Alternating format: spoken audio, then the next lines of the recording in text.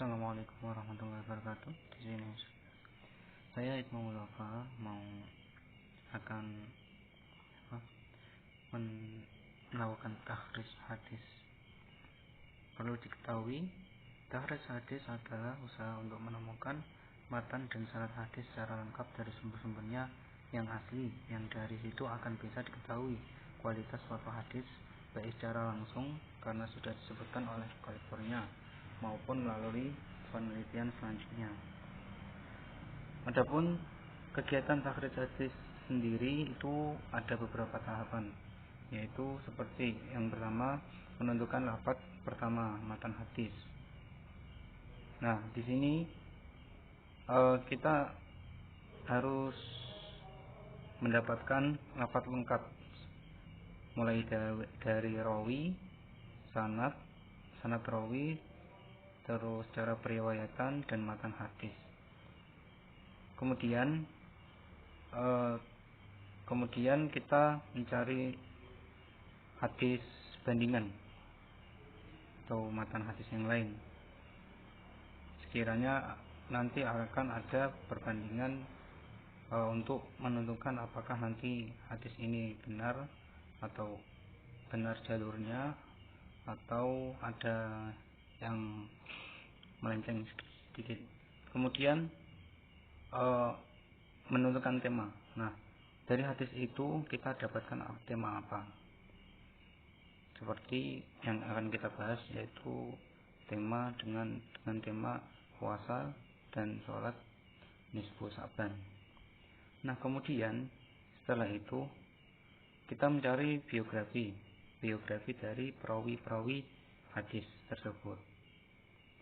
Kemudian setelah itu kita menentukan takhrij hadis, menentukan status hadis, apakah nanti sahih, dhaif, hasan atau itu. Kemudian di sini kita akan menggunakan hadis dari Ibnu Majah terkait hadis utama itu dari Ibnu Majah yang diriwayatkan oleh Ibnu Majah dari Hasan bin Ali Al-Khalal. Seperti di sini, Hadatsana Hasan bin Ali Al-Khalal, hadatsana Abdul Razak an Ba'ana Ibnu Abi Sabrah an Ibrahim bin Muhammad an Muawiyah bin Abdullah bin Ja'far an abihi an Ali bin Abi Thalib. Qala Rasulullah sallallahu alaihi wasallam, "Idza kanat lailatan nisfi min Sya'bani faqumu lailaha wa sumu naharaha. Fa inna Allah yunazzilu fiha lil ghurubi syamsi ila sama'id dunya. Fa yaqulu ala min mustaghfir li fa aghfir lahu, alla mustarziqun fa azruqahu, alla mubtala fa'afiyatuhu ala kaza hatta yatlu'ul fajr." Kemudian kita dengan menggunakan hadis perbandingan, yaitu dari Sunan At-Tirmidzi bab saum nomor hadis 28, nomor 739, hadatsana Ahmad bin Mani' dan seterusnya. Kemudian juga ini Musnad Ahmad bin Hanbal.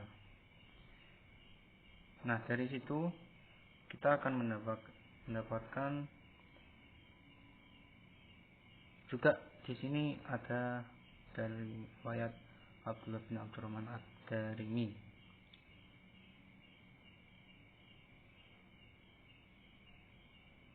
Nah, kemudian berikut akan terangkan tentang biografi dari masing-masing perawi. Yang pertama yaitu Ibnu Majah. Di sini Ibnu Majah memiliki nama lengkap yaitu Muhammad bin Yazid Ar-Rabai. Beliau yang dikenal dengan Abi Abdullah bin Majah, lahir di Khurasan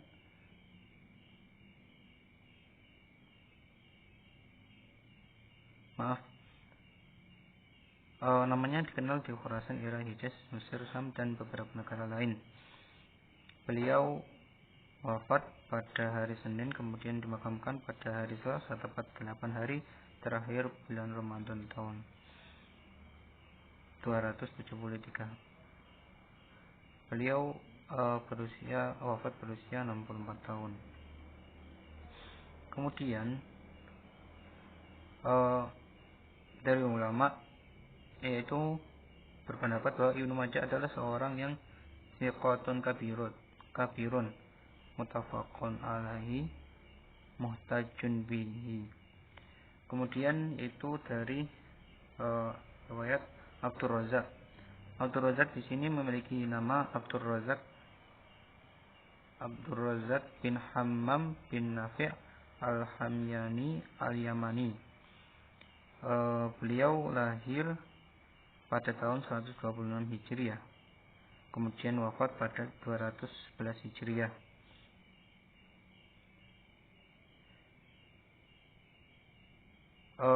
Abdur Razak meriwayatkan hadis dari Ibnu Abi Sabroh dengan singkat anba'ana. Pada para ulama hadis sepakat bahwa singkat tersebut dipakai dalam periwayatan dengan jalur al-qiraah, dan mereka tidak sepakat dalam pemakaian singkat tersebut untuk periwayatan dengan jalur al-ijazah.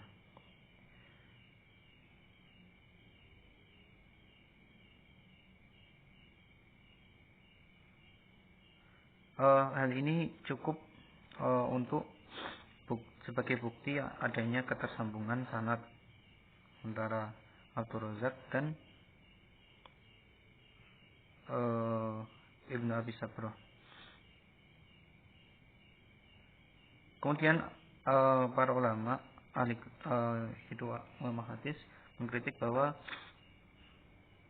Abdur Razak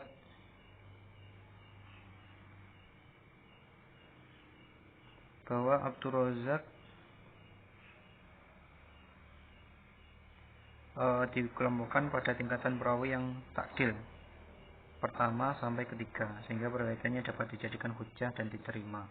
Kemudian Ibnu Abi Sabroh memiliki nama asli Abu Bakar bin Abdullah bin Muhammad bin Abi Sabroh bin Abi Rohmi bin Abdul Uzza bin Abi Qais bin Abduwaddin bin Nasr bin Malik bin Hisl bin Amir bin Lu'ay bin Ghalib al-Quraisy al-Amiri al-Sabri al-Madani.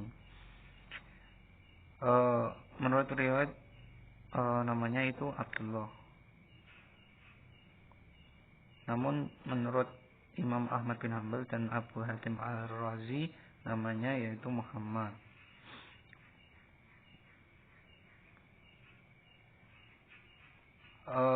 Ibnu Abi Sabroh mengatakan bahwa dirinya menghafal 70.000 hadis tentang halal dan haram.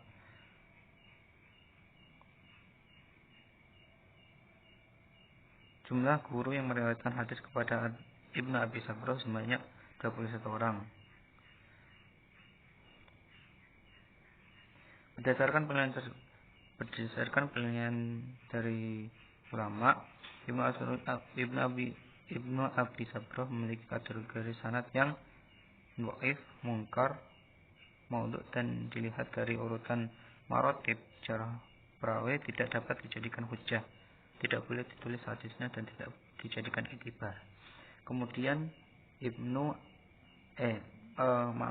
Kemudian Ibrahim bin Muhammad memiliki nama asli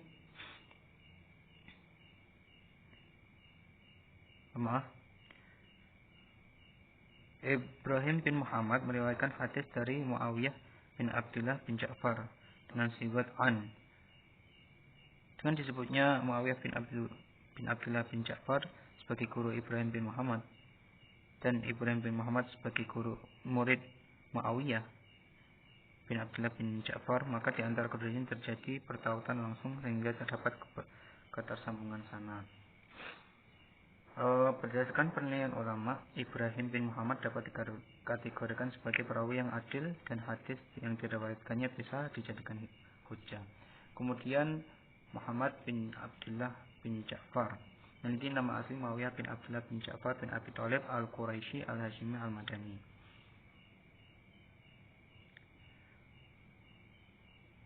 Muawiyah sendiri adalah seorang muhaddits yang memiliki guru 5 orang dan murid 11 orang.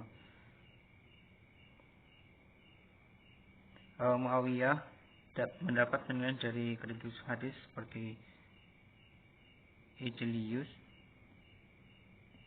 dan Ibnu Hibban.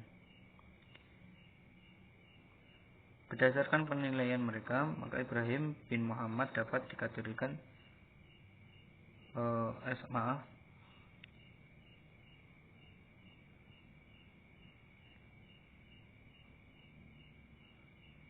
Ibrahim bin Muhammad yaitu seorang yang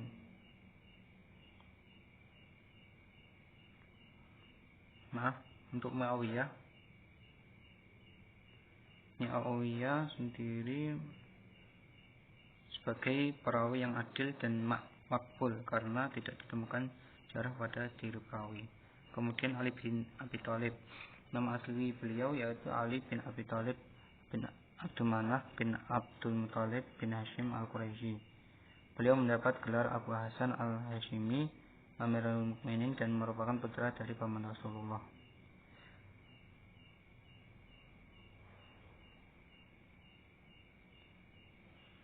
Menurut Ibnu Ishaq, Ali bin Abi Thalib merupakan pemuda pertama yang memeluk agama Islam setelah Khadijah. Seperti kita tahu sendiri, Ali bin Abi Thalib adalah seorang sahabat Nabi yang memiliki kapasitas yang adil dan memenuhi syarat. Nah, di sini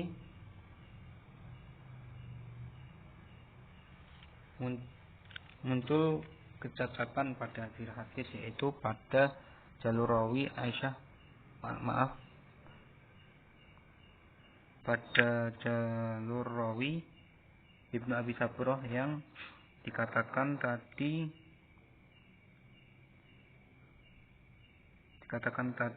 tidak dapat dijadikan sebagai dalil karena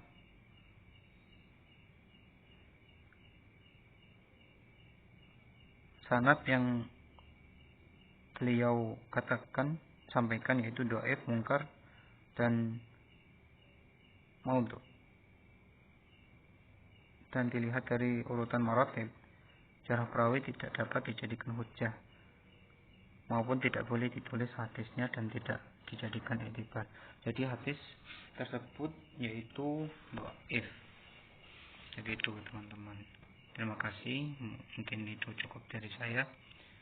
Assalamualaikum warahmatullahi wabarakatuh.